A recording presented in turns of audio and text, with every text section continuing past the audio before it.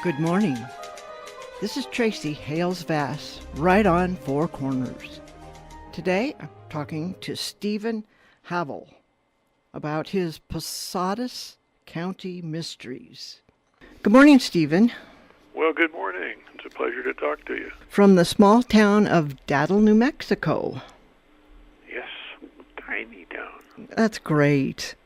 Well, I really enjoyed reading Lies Come Easy and getting to know Estelle and her gang.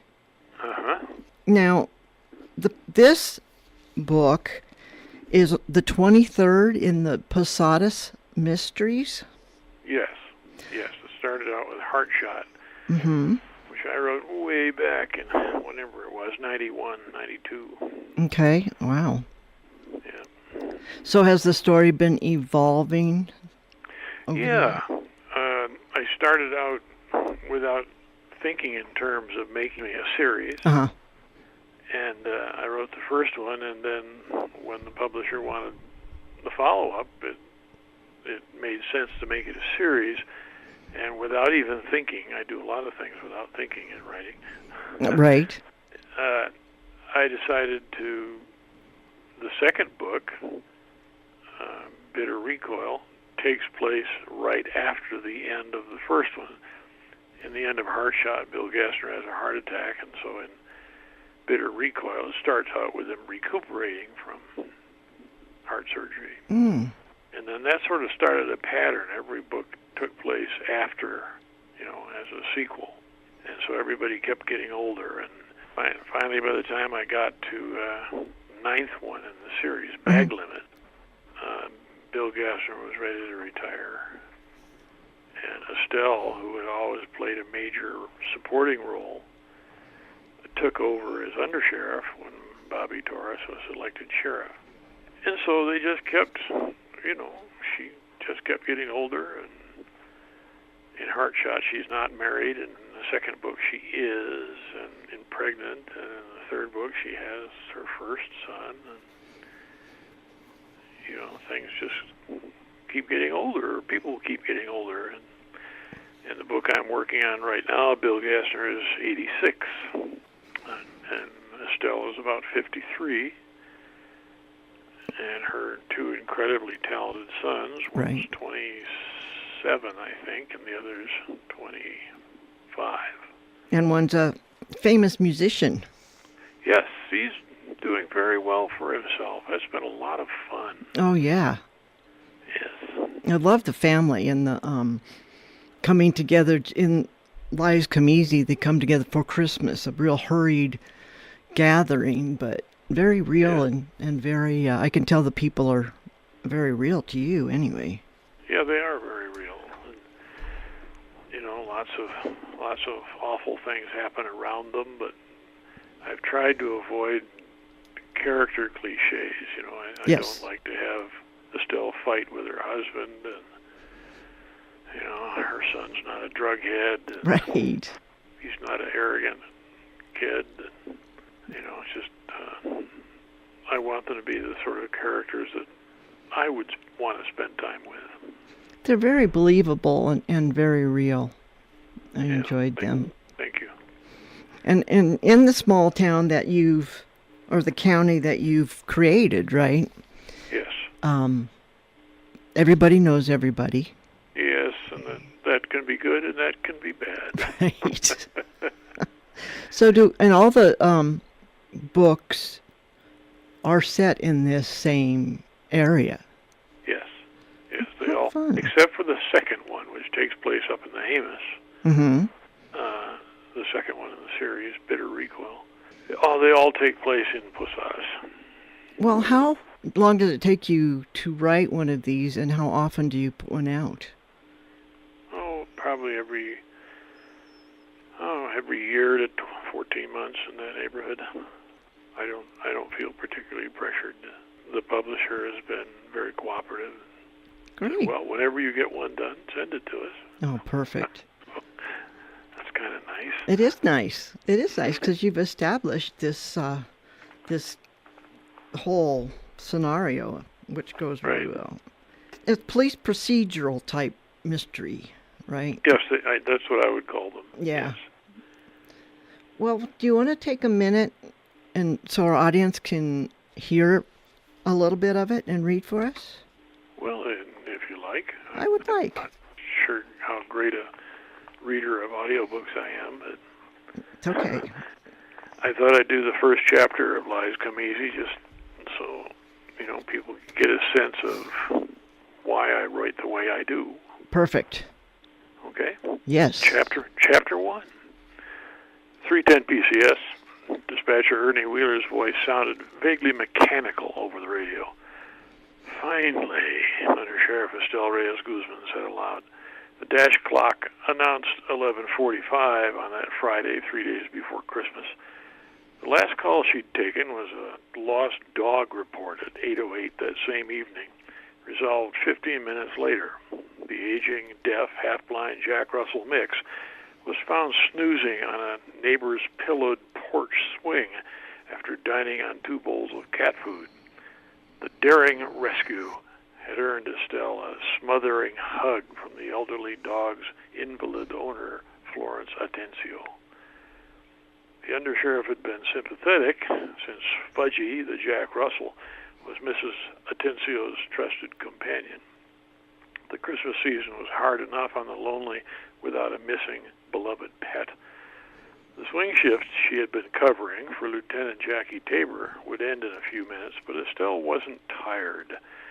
Deputy Tom Pasquale had come on duty a half hour earlier for the graveyard shift, and Estelle was confident that tiny Posadas County, New Mexico, was in safe hands. Like Mrs. Atencio, though, she could admit to being a bit lonely and had no inclination to go home to an empty house. To avoid that earlier, she had volunteered to cover Jackie's swing shift when Jackie had taken a couple of days' leave to visit her ailing mother in Kansas City. Friday nights were potentially a showcase for less attractive human behavior, but so far, the rare threat of snow that might bring a white Christmas had kept things quiet. She keyed the mic in response. PCS is 310. 310, 1021, 304. 310-4. Estelle took a moment to wonder why Deputy Pasquale needed to communicate by phone rather than a prompt and simple radio call. With no traffic, she slowed the Charger to a fast walk along State 61 and fished out her cell phone. Pasquale's number flashed on the screen, and she keyed it in. "Just 1 second," the deputy said by way of greeting. She could hear him talking to someone, and then he came back on the line. "Estelle, I'm about 100 yards beyond mile marker 21 on State 56. I just picked up Derry Fisher. I think he's okay, and I got him all bundled up in a wool blanket. I don't have a child seat or nothing, and he's had some exposure, so I called out one of the EMT units. They're rolling now. They'll be with me in about a minute." Derry Fisher? "Yep, the little tyke. You know the folks, Penny and Darrell. I don't get it, but this time the little bugger was all by himself trying to ride his scamper along the shoulder of the road. How's that for strange? It looks to me like the kid got dumped. He isn't all that coherent, but I got da-da and truck out of him." And he pointed up the road towards town. "It's snowing like a son of a gun right now. Just a little bit ago, Darrell Fisher passed me in his pickup going northbound, right by the intersection of 61. So if Daddy kicked him out of the truck, I figure the kid was outside for maybe 5-6 minutes. He's wearing a T-shirt and his wad of diapers, socks, and sneakers. I don't know what Dad was thinking." And it goes on. Yes, it does go on. And that's based on an incident that I observed 30 years ago, I guess, when I was doing a ride along with the sheriff's department in winter. Oh, wow. Yep, here was a little kid walking along the state highways through about 8 inches of snow wearing T-shirts and shorts. Oh, my gosh. Yep. Not all parents are with it. That's for sure. And we find that to be the case with this guy. Yeah, and it's, and one of my favorite themes is the slippery slope. It's just, we all make mistakes, and I enjoy doing stories where somebody who's not, an international villain, Right. just does something stupid Yep. and then follows up by doing something else even more stupid, and it just kind of snowballs. It certainly did in this case. It does. It becomes a real nasty case. It does. And we don't want to give anything away, but it ends up with quite a few unsolved mysteries that we kind of resolve at the end. Yeah. So you said you went on a ride along. Is that the kind of police experience you've had, or have you had any? Yes. I probably got 300 or 400 hours riding along. I started out as a newspaper person, doing a feature story on a sheriff's department complaint. Oh. And it just kind of snowballed from there. I did some photography for them, and I used to ride frequently on weekend nights when there was more action. Something happening, yeah. Yep. Wow, how exciting. Because I noticed that with the codes and the radio talk, it was very effective and seems very real, so. Yeah, well, I've got a code sheet right here on my desk. Aha, perfect. Now, you have other books under your belt, too. Yeah, I started out doing Westerns, and I did 4 Westerns. I like to call them medical historical Westerns because there's a doctor is featured in each one of them. Oh. And then the market fell out of Westerns completely. Mm-hmm. And so my then agent asked if I'd ever thought about doing mysteries or police procedurals. And believe it or not, I hadn't thought about it. So I did. I did think about it. And I started doing that. And then I'd always wanted to write a really heavily medical historical novel. Mm-hmm. The history of medicine is one of my hobbies. Oh. I've got a pretty good collection of ancient medical books. And I tried doing that, I think, for like 30 years. I could never get it right. And then finally I wrote Race for the Dying, which got snapped up by St. Martin's Press in New York City. Oh, great. And then its sequel, Comes a Time for Burning. Mm-hmm. When were these published? They were published, I guess, Comes a Time for Burning is about 4 years ago. Oh, so you're writing those as well as writing the Posadas. Well, I take a break from Posadas to do those. I can't work on 2 things at once. I was wondering, yeah. Yep. In fact, some of these those 2 medical books have their own set of fans. And right. I keep being asked, when's the 3rd one coming out? Oh, well will there be? First of all, I have to write it. That's true. So I want to finish the Posadas book I'm doing right now. Mm-hmm. I think the next one after that, if there's a market for it, will be one of the Thomas Parks historical medical books. Oh, great. So what gave you your medical background to write that and become interested? Just a hobby. I mean, I found out very quickly that there was kind of a lack of really good hardcore research for medical history. Mm-hmm. And I discovered, in hanging around some old bookstores, that if you read a medical text published in 1892,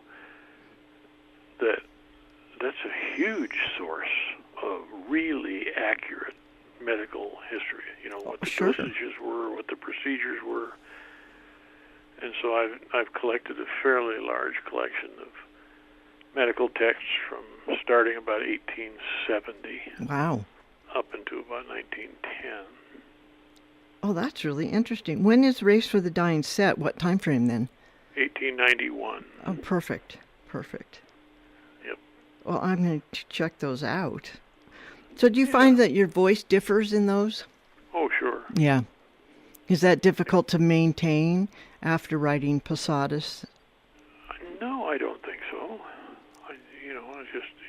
I get really wrapped up in the story, and it's interesting, every once in a while I'll hit something that's a big question. Like I was writing, I've forgotten which one it was. It was one of them, and I needed a paper clip. Mm-hmm. And I thought, whoa, wait a minute. When was the paperclip invented? Right. And the answer was it hadn't been yet. Oh, They interesting. used pins, and they used those cubbyhole desks, where you Right. could file in a cubbyhole. Interesting. No Yeah, paper clips. Wow. And of course, the same thing is true of the medicines. You can't very well treat somebody in 1891 with a med that was developed in 1902. Right. That's really true. So there's a lot of research there. Yep. Well, it's clear that you do your research also in the Posadas adventures. Yes. Uh-huh. Some of it's much easier than the others. I'm sure. So I guess I should ask you what your writing process is. I like to write early in the morning. Uh-huh. So we get up early because we like to watch the sun come up. Mm. So we get up early and get the fire going and have breakfast, and then I usually write for however long I feel like it. Great. Might be an hour, might be 2 hours. Mm-hmm. Depends what else the day has to offer. Right. But you make sure you get in there and write whether you feel like it or not. Well, yeah, because the key to this business is momentum. You can't kind of putter along and do a little bit this Saturday, a little bit in a couple of weeks. Otherwise, you end up being 97 years old without a manuscript done. Exactly. I know people like that, yes. I've been writing the novel for 40 years, they'll say. Yeah, and as Stephen King would say, why? Exactly. 3 months is long enough to do a rough draft, and that's what I tell my writers' workshops that I give. Mm-hmm. That your first goal is to get a complete rough draft, because without that rough draft, you can't edit. Right. I mean, I don't mean correcting spelling. I mean good hardcore editing. Right. You can't edit unless you have a product. You can't edit nothing. Right. So do you usually do an outline or have an idea what's going to happen, or let it evolve as you write? I have a rough idea of how I want the story to go, but I don't outline. I hate outlining. And I know there's no point in it because I wouldn't follow it anyway, so it'd be a waste of time. The characters in the story evolve as they do, huh? Sure. And if the story starts to get a little bit slow, there are a lot of things you can do. Write yourself into a corner so that it really gives a character a problem. Yes. That's in part how Francisco, the oldest son, who's a musical prodigy, that's in part how he came about. Oh. Because I spent some time thinking, there's an old rule in writing fiction that says, be hard on the main character. And I was thinking to myself, what could I do that isn't just a cliche? What can I do with Estelle that would really turn her world upside down? And then I started thinking, as I watched the movie Amadeus, what would it be like to be a modern parent with a youngster like Mozart? Not just gifted, but I mean really gifted. Oh. I mean, do you give up your career? Her husband is a physician. Right. She's undersheriff. What do you do? Because as her aunt pointed out to her in the book Convenient Disposal, the world owns this kid in a way. Yes.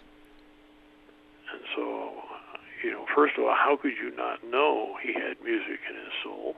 It turns out in Convenient Disposal, they find out that she doesn't even have a piano in the house. Oh, wow.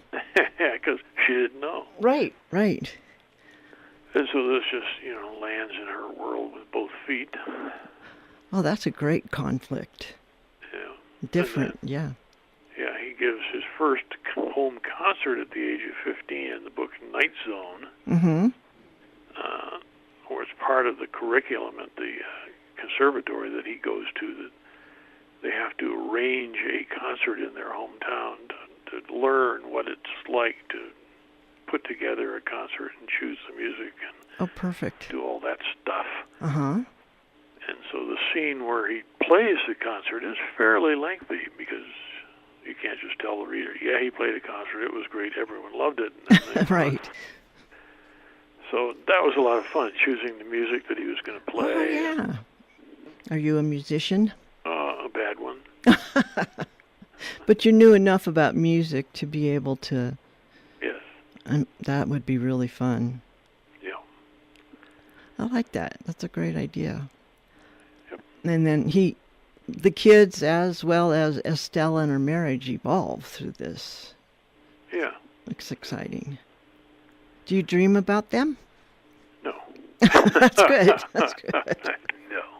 Some of my authors do, you know. No. Usually dream about stupid things. Well, sometimes that's the mind's way of Yep. cleansing itself, I think. I think about it a lot. Yeah. When I'm driving and so on, sometimes I probably think about them too much. I should be watching the road.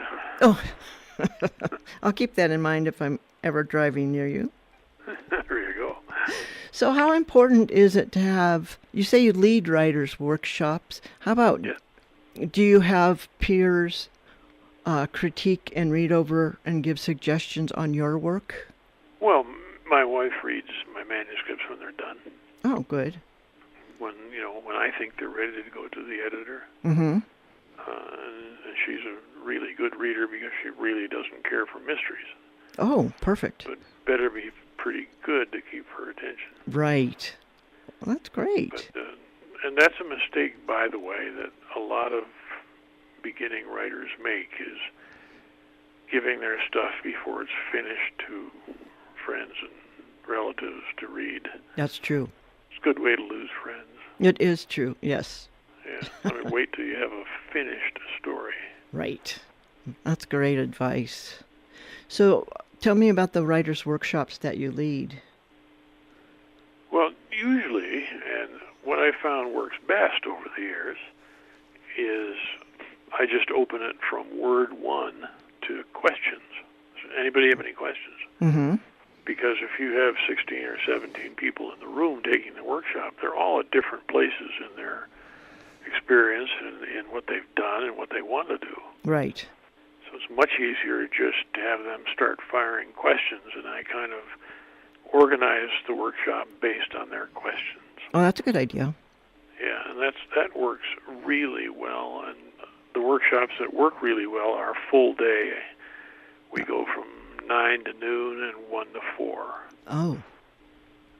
And so whoever hosts the workshop has to have a place where, we can kind of command for 7 hours, 8 hours. Right.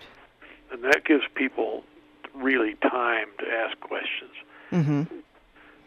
Trinidad State Junior College, where I took gunsmithing school, is offering one of my week-long writing workshop in June. Oh. And if that makes, if they have enough students registered, that'll be a hoot, because that's 5 days. Oh, yeah. They're giving me a computer lab and printer so that they can write right there. Uh-huh. So we can get into meaningful research and just all kinds of issues. Well, that'll be great. So is this a community outreach, or is it for the college students in Trinidad, or what? It's for whoever. It's an adult ed summer class. Right, I see. And it runs parallel to the summer gunsmithing classes, which are 1 week specialty classes. Oh, that's great. It's a huge program they have in the summer. They have 8 weeks of classes, 4 or 5 at the same time, so they have lots to choose from. Oh, that's a great idea. And they wrote and asked me, did I have any suggestions for courses? And I said, yeah, you need a writing class. Very good. Ooh, yeah. You're right. Yeah. So, Stephen, where can our listeners find your books?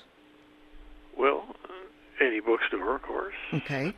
Libraries. Mm-hmm. The cheapest and fastest way is Amazon. They're all on Amazon. Mm-hmm.